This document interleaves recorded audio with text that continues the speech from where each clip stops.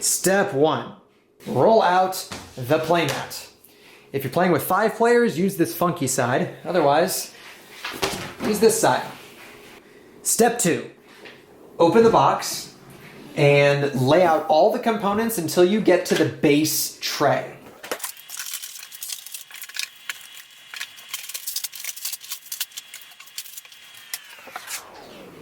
Step 3.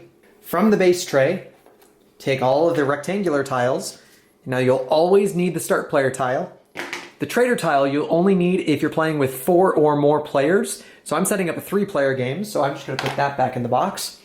And these reference tiles are double-sided, they're all the same, but these are duplicated on these trifold reference sheets. So I'm actually just going to put these back in the box. Step 4, take out all the discovery tiles from the base tray and shuffle them up.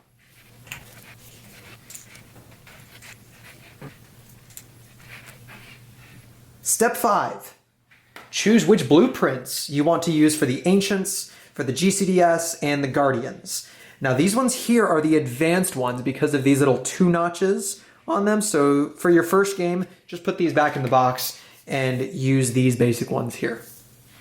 Step 6, decide if you want to use the optional turn order variant with these tokens and this tile right here. I'm not going to, so I'm just going to leave those in the box. Step 7, decide if you want to play with the optional minor species variant, and if you do, just pick 4 of these at random and put the rest back in the box. Step 8, take out the Galactic Center hex right here and set that aside, and then take out the Guardian sectors. Guardians essentially stand in place of a human player so that you're always playing with 6 players at the table. So we're setting up a 3-player game, which means I'm going to use 3 of these Guardians so that we have a total of 6 players at the table. And then lastly, take out the Galactic Center Defense System Mini. Step 9, take out all of the sector tiles and arrange them in piles by ring 1, ring 2, and ring 3. Next, decide if you want to play with the optional warp portal variant, which comes with these 3 sectors with the warp portals on them, along with a discovery and a rare tech with this accompanying little circular disc. So all of these are mixed in with the regular components for me because I usually play with them, but if I decide not to play with them, I would just put these 3 back in the box. And for these, rather than fishing them out, which takes some time, if these were drawn during the game, I would just discard them and replace them immediately with something else. Step 10. If you have the Galactic Events pack, then you can choose which of these sectors you would like to play with, and then you just put them in the appropriate stack shown on the back of the tile. I'm not going to play with any of these, so these all go back in the box. Step 11. Shuffle each of these sector stacks separately.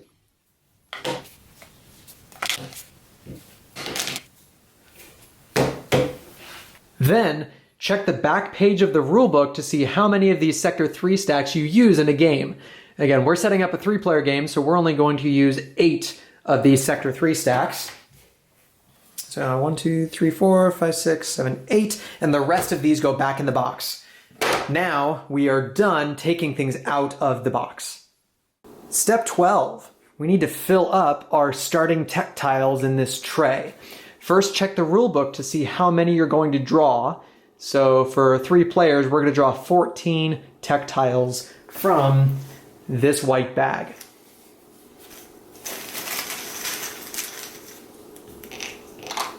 Whenever you draw one of these black rare tech tiles, this doesn't count towards the 14 I need to draw.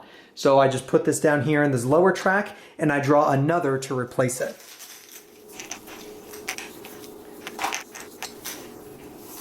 Okay, so now if I ever had to draw more rare text than there are spots here, there's only 7 spots, that's okay. I'm not limited to 7. I would just place them next to the tray right over on that side. Next, I need to place these in the tray, and that's going to be based on 2 things. It's going to be based on the symbol in the lower right-hand corner here, so I'm looking for the gear symbol, and I'm looking for the cost of 8. So that actually gets placed right here with the gear symbol and the cost 8 in that tray.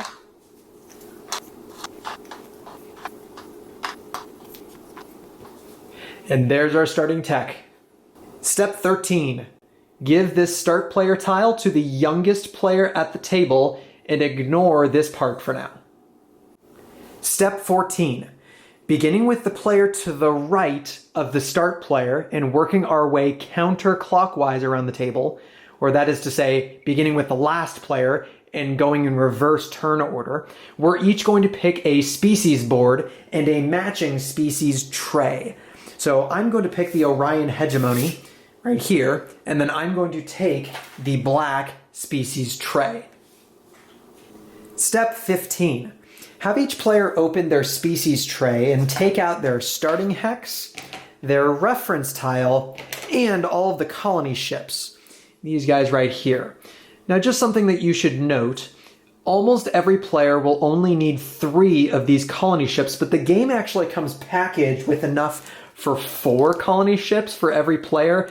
So that could cause some confusion. I recommend just keeping 3 in all of these trays, except for the green tray, because the Planta player, the green one, actually will need 4 colony ships. They're the only race that differs in that number.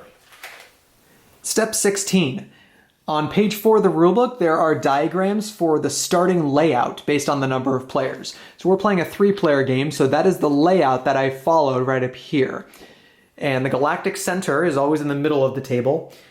These are the 3 players, and in between them, we place the Guardians. One last thing to note is that all the starting sectors have these arrows on them.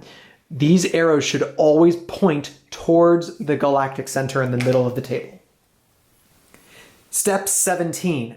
Place discovery tiles on all of the Guardians and the Galactic Center hex. Then, put the appropriate minifigures on these hexes. This, of course, is the Galactic Center, and these are the Guardians. Step 18. Now each player places their influence discs and their population cubes into their resource trackers on their player boards. Just note that you are going to have 3 extra influence discs because these you can collect later by researching certain technologies. So for now, put these 3 back in your player tray.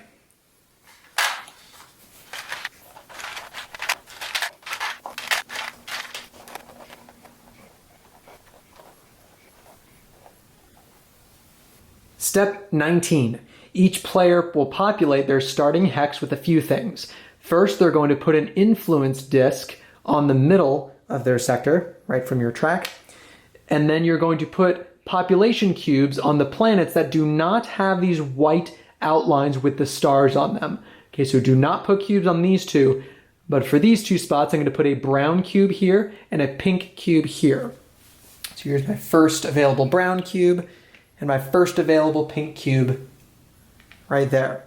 And then lastly, I'm going to put on one of my ships. Okay, almost everybody will start with an interceptor, which is one of their basic ships. But since I'm the Orion Hegemony, I get one of my cruisers to start with, which is a better ship. And if you're confused about which is which, your player board actually shows these little white outlines so you can tell all the ships apart.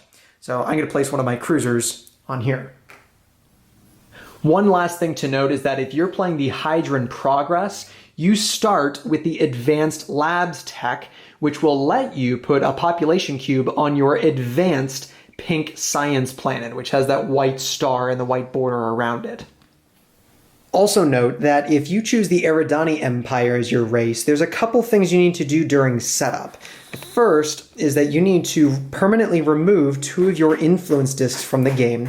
And the second is that you randomly draw 2 reputation tiles from this bag to start on your reputation tile over here. So I've got those 2 tiles. I'm going to flip them over and put them on my track just like so. Lastly, you want to take the resource trackers from your species board, which look like this, and you're going to put these on your resource board based on how many resource your race starts with, which is actually noted right here on your player board. So the Orion Hegemony start with 4 materials. So I'm going to put this brown tracker so that the arrow points to the 4. And then I start with 3 science.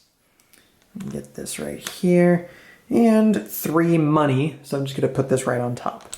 If you ever have more than 40 resources in a game, then you just flip this around and it has a little 40 plus that's showing right there on the tile, and that will mark how many you have there.